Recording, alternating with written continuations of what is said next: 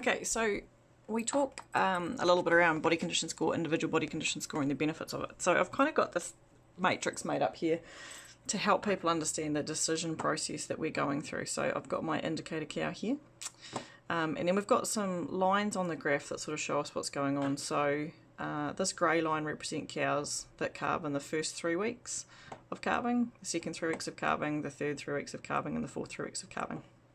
And what it's based on is saying if we dry them off, we know they'll gain half a condition score a month, right through for a month up until calving. So if she's calving on the 3rd of July, we expect her to gain weight right through until the 3rd of June. So that's her being at a BCS of 5 plus. So there's 5.5 on the 1st of June, which is a month out from calving. If she doesn't calve for 3 weeks longer than that, she's achieving that date later. If she doesn't calve until mid-August, she's achieving that date later and later. So we've got the ability to put half a condition score on a month on those cows. So when we look at individual body condition scoring, if I look at Big Ginge and Big Ginger's daughter, so Big Ginge, 455, she's not calving until the 13th of September.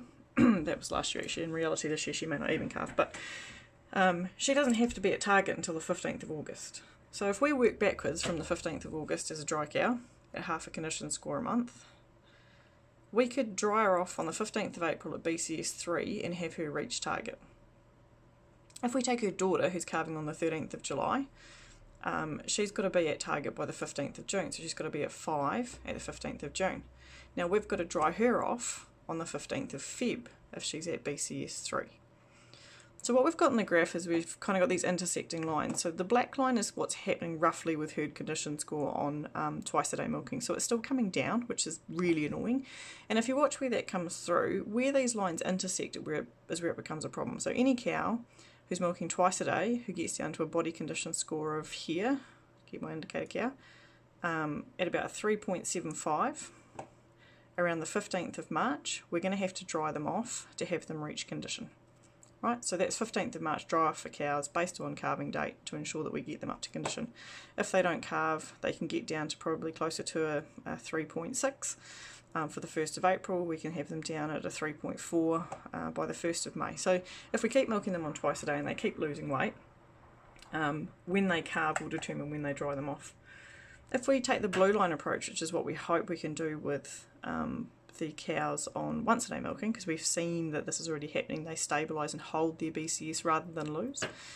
It means that my cows calving in the first tranche will hopefully be up to a 4.2 as milking cows. And so we don't need to dry them off until the 1st of April.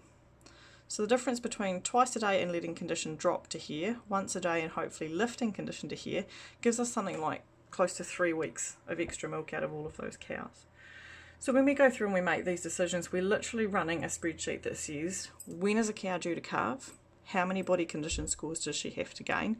And by when does she need to gain that? Work it backwards and say, if she was what condition score now would I dry her off? So here on the end of January, we're saying with Big Ginger's daughter, on the 15th of January, if she was a 2.5, we would have had to dry her off to hit body condition score target for calving. Well, goodness me, if she was a 2.5, we'd have had to dry her off anyway, because that's an animal welfare issue. For Big Ginge, she could have been a body condition score of 1.5 on the 15th of January, and she'd still meet her calving condition. But of course, we'd never milk cows to those conditions. So it's just understanding where those lines move. So what we're going to do is put 172 more cows onto once a day today, in the hope that they're going to follow the blue, not the black line, and still hit their targets.